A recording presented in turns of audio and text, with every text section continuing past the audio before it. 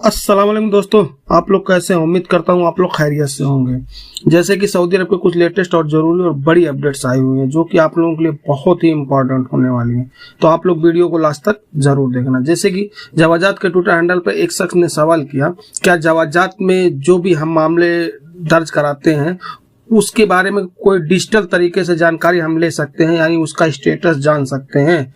तो इस संबंध में जवाजात ने कहा है कि चाहे वो सऊदी नागरिक हो या यहाँ रहने वाले गैर मुल्की हों, जो भी हैं, उनको अगर अपने स्टेटस की जानकारी चाहिए जवाजात में, अगर वो कोई चीज दिए हुए हैं, बस जवाजात से ही संबंधित अगर आपको उसकी जानकारी चाहिए तो आपको एक लिंक उन्होंने प्रोवाइड किया है। वो लिंक में जाके आप वहां लॉगिन करके आप वहां से अपना स्टेटस जान सकते हैं। वो लिंक आपको स्क्रीन पे दिख भी रही होगी या और मैं डिस्क्रिप्शन में भी दे दूंगा आपको वो लिंक, तो आप इस लिंक पे क्लिक करके आप वहां से जाके अपना स्टेटस जान सकते हैं। लेकिन जवाजात से ही सिस्टम, जैसे जवाजात में अकामा बनता है, पासपोर्ट से कोई मतलब अगर सऊदियों का पासपोर्ट है तो उससे कोई मतलब मसला रहे तो ये सब चीज आप वहां से जान सकते हैं, ना कि मतलब फालतू चीजें। आप अगर उसमें फालतू चीज करेंगे तो आप उसमें बड़ी परेशानी में पड़ सकते हैं। तो इसलिए अगर आपको अपने जैसे अकामे के बारे में कुछ जानना हो या आपने अकामा रिन्यू के लिए मतलब पेमेंट कर दिया आपका नहीं, अगर आपका जो भी जवाजात से ही ताल्लुक रखने वाला जो भी सिस्टम है, अगर आपको उस बारे में जानकारी चाहिए तो आप उस लिंक पे जाके आप वहां से अपना स्टेटस जान सकते हैं अगर आपने दिया हुआ है पहले तो। उसमें बहुत सारे सिस्टम हैं। अगली अपडेट, सऊदी अरब के ट्रैफिक विभाग के ट्विटर हैंडल पे एक शख्स ने सवाल किया है कि हम सऊदी अरब आए हुए हैं ड्राइवर्स के वीजे पे, तो क्या हम अपने देश के लाइसेंस पे यहाँ गाड़ी चला सकते हैं? तो इस सवाल का जवाब देते हुए ट्रैफिक विभाग का कहना है कि कोई भी गैर मुल्की अगर कोई सऊदी अरब आता है तो वह अगर अपने देश का लाइसेंस रखा हुआ है, वो भी लाइसेंस एकदम जेन्युइन होना चाहिए, यानी मतलब वहां के ट्रैफिक विभाग का होना चाहिए, मतलब अपने देश के, चाहे जिस देश के हों। अगर आपके पास यहाँ लाइसेंस है तो आप यहाँ 90 दिन तक उस लाइसेंस पे ड्राइविंग कर सकते हैं, कोई दिक्कत नहीं होगी। लेकिन 90 दिन ही, 90 दिन से ज्यादा नहीं। अगर 90 दिन से ज्यादा अगर आप ड्राइविंग करते हैं तो आप पकड़े जाएंगे, तो आपके ऊपर गरामा भी लग सकता है सऊदी अरब में। तो भाई जितने भी गैर मुल्की भाई अगर सऊदी अरब आते हैं ड्राइवर्स के वीजे पे तो ये जान लें, आप अगर आ रहे हैं यहाँ सऊदी अरब तो आपके पास अपने देश का अगर लाइसेंस है तो आप यहाँ 90 दिन तक उस लाइसेंस पे गाड़ी चला सकते हैं, कोई दिक्कत नहीं होगी। यहाँ जो कि ट्रैफिक विभाग का एकदम कहना है खुल्लम खुल्ला, मतलब कोई प्रॉब्लम नहीं होगी आपको, 90 दिन आप यहाँ गाड़ी चला सकते हैं। अगली अपडेट, आप लोगों को पता है कि सऊदी अरब में हर हफ्ते 15 दिन में यहाँ जो कानून के खिलाफ वर्जी करते हैं उनकी एक कमेटी बनाई गई है।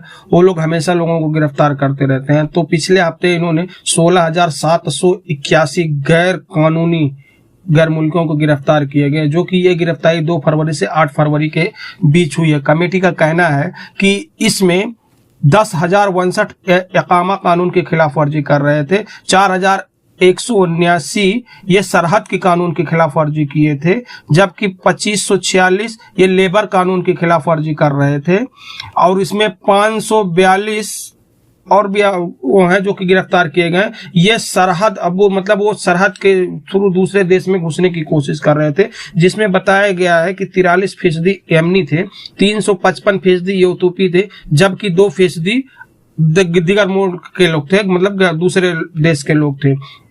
और इस तरह सरहद के मतलब कानून खिलाफ वर्जी करने में जो कि बाहर जाने की, यहाँ सऊदी अरब से बाहर जाने के 118 लोगों को भी गिरफ्तार किया गया, और इसमें 18 लोगों को और भी गिरफ्तार किया गया जो कि यहाँ जो गैर मुल्की रहते हैं गैर कानूनी तरीके से, उनको सुविधा प्रदान करते थे, मतलब हर चीज की सहूलियत उनको देते थे, तो इसलिए उनको भी गिरफ्तार किया गया। तो सऊदी अरब में जो भाई यहाँ रहते हैं, चाहे वो गैर मुल्की हो सऊदी हो, अगर गैर कानूनी लोग यहाँ रहते हैं, जैसे जिनके पास अकामा नहीं है या वो भागे हुए, अगर आप उनको कोई भी सहूलियत फराहम करेंगे तो आपकी भी जेल हो सकती है। अगली अपडेट, जवाजात की तरफ से एक बड़ी अपडेट्स आ रही है जो कि हर गैर मुल्की को जानना ये जरूरी है। अभी इकामा रिन्यूअल के लिए कुछ नए कानून आ गए हैं। अगर आपको अपना इकामा रिन्यूअल करना तो उसमें कुछ नए कानून है, जैसे कि जवाजात के मुताबिक अगर आप अपना इकामा रिन्यू कराने जाते हैं तो आपको सबसे पहले अपने पासपोर्ट को चेक करना होगा कि आपके पासपोर्ट में डेट बाकी है कि खत्म हो गया। अगर आपके पासपोर्ट में डेट बाकी है तो ही आपका इकामा रिन्यू होगा, नहीं तो आपका इकामा रिन्यू नहीं होगा। हाँ, इसमें आपका 6 महीने का भी मतलब 3 महीने और 6 महीने वाला भी रिन्यू हो सकता है इकामा, लेकिन वो बस कंपनियों के लिए है, ना कि मतलब ये जैसे ड्राइवर्स हुए या नौकरानी हुए, ये सब के लिए नहीं है। ये सब कंपनी यानी कमर्शियल वीजा वालों के लिए है, घरेलू मुलाजिम के लिए ये नहीं है 3 महीने और 6 महीने वाला। तो अगर आप घरेलू मुलाजिम है तो अगर आपका पासपोर्ट खत्म हो गया तो आपका इकामा भी रिन्यू नहीं होगा। सबसे पहले आप पासपोर्ट अपना रिन्यू करें, उसके बाद ही आपका इकामा रिन्यू होगा, जो कि घरेलू मुलाजिम का कम से कम 1 साल का रिन्यू हो। पासपोर्ट में कम से कम 1 साल से ज्यादा का डेट होना चाहिए, तभी आपका इकामा रिन्यू होगा, नहीं तो आपका इकामा रिन्यू नहीं होगा। और अगर आप कंपनी में काम करते हैं जो कमर्शियल वीजे पे आते हैं तो उनको मतलब ये सहूलियत है, 3 महीने 6 महीने का भी मतलब वो लोग अपना बना सकते हैं इकामा में। 6 महीने का भी डेट रहेगा तो उनका 3 महीने का बन जाएगा, या 4 महीने भी डेट रहेगा अगर आपके पासपोर्ट में तो 3 महीने का इकामा आपको बन जाएगा। तो अभी सबसे पहले ध्यान दें, जवाजात ने एकदम साफ साफ कहा है कि अब आपका जो भी इकामा रिन्यू होगा तो सबसे पहले आप अपने पासपोर्ट पे देख लें डेट बाकी है कि नहीं। अगर डेट नहीं है तो आप पहले अपना पासपोर्ट का रिन्यू करें, उसके बाद आपके इकामा का रिन्यू होगा। और अगर आपका इकामा लेट होता है तो आपको 500 रियाल का ग्रामा लग जाएगा 3 दिन लेट होने में, और अगर ये दूसरी बार होगा तो आपको 1000 रियाल ग्रामा लग जाएगा। तो ये सब ध्यान रखें कि मतलब मेरा इकामा कब खत्म हो रहा है, मेरा पासपोर्ट कब खत्म हो रहा है। पासपोर्ट खत्म होने से पहले उसको रिन्यू कर लें, उसके बाद ही आपका इकामा रिन्यू होगा। अगली अपडेट दुबई से आ रही है। दुबई में एक गैर मुल्की जो कि अपने इंडिया का रहने वाला था, वो तकरीबन 14 सालों से वहां के जेल में रह रहा था, जो कि उसको वहां की जेल ने मौत की सजा भी सुना दी थी, लेकिन अब वो अपने देश यानी इंडिया लौट चुका, अपने घर पे लौट चुका है। उसका नाम मकुरी शंकर है, जो आखिरकार जेल से छूट गया। शंकर निजामाबाद जिले के मेंडोरा मंडल का निवासी है। 17 साल बाद अपने पैतृक गांव पहुंचा, मतलब अपने गांव पहुंचा। शंकर 2006 में रोजगार के लिए दुबई आया। वही एक कंपनी में फोरमैन के रूप में काम करता था।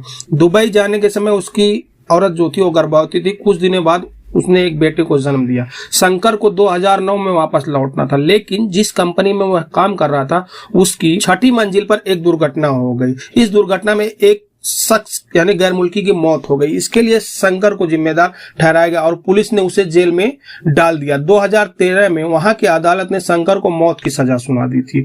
इस पर उसने कोर्ट से मामले की जांच फिर से कराने की मांग की। कोर्ट ने निर्देश दिया फांसी की सजा से छुटकारा पाने के लिए जिस शख्स की मौत हो गई उसके परिवार की ओर से माफीनामा का पत्र लाया जाए। शंकर के परिवार ने निजामाबाद जिले के टीडीपी नेता बेगम यादगौड़ और दुबई के एक वकील अनुराधा से संपर्क किया। यह जानने के बाद मृतक राजस्थान का रहने वाला था। उन्होंने वहां जाकर परिजनों से, उनके जो मरा हुआ था उसके परिजनों से मुलाकात की। उन्होंने यह कहते हुए एक समझौते पर हस्ताक्षर करवाए यानी सिग्नेचर करवाए। वे 5 लाख रुपए की सहायता प्रदान करेंगे।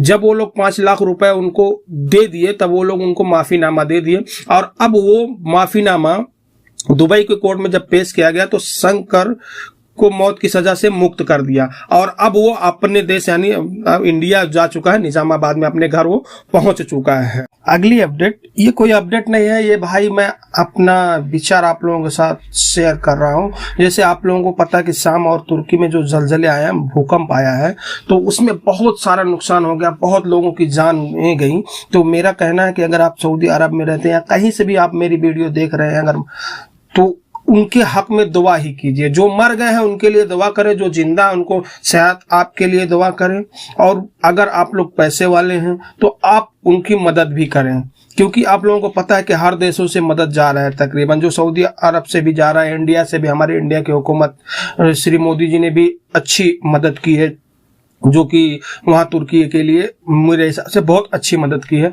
तो भाई मेरा यही कहना है कि आप लोग उनके हक में दुआ करें ज्यादा से ज्यादा। जो लोगों की मौत हो चुकी है उनको वहां आला से आला मुकाम मिले भाई, और जो लोग मतलब हॉस्पिटल में हैं उनको जल्दी से जल्दी सेहत याब करने की मतलब आप लोग दुआ करें, क्योंकि वीडियो देख के दिल दहल जाता है यार। जब भी मैं वीडियो देखता हूँ मेरा तो दिल दहल जाता है तकरीबन। बस अब मेरी यही एक रिक्वेस्ट है आप लोगों से कि ज्यादा से ज्यादा लोग उनके हक में दुआ करें। और अगर आप लोगों के पास पैसा तो मदद भी करें, क्योंकि बहुत सारे मतलब पूरे देश से बहुत सारे लोग मदद कर रहे हैं, पूरा देश ही मदद कर रहा है, जैसे बहुत सारे देशों ने मदद किया, उसमें कुछ बड़े बड़े लोग भी अलग से मदद कर रहे हैं, तो आप भी मदद कर सकते हैं। तो आप लोगों को वीडियो कैसी लगी? अगर अच्छी लगी तो प्लीज यार मेरे चैनल को सब्सक्राइब करें, लाइक करें, कमेंट करें, अपने दोस्तों को शेयर भी करें। फिर मिलते हैं इंशाल्लाह किसी नेक्स्ट वीडियो में, तब तक के लिए अल्लाह हाफिज।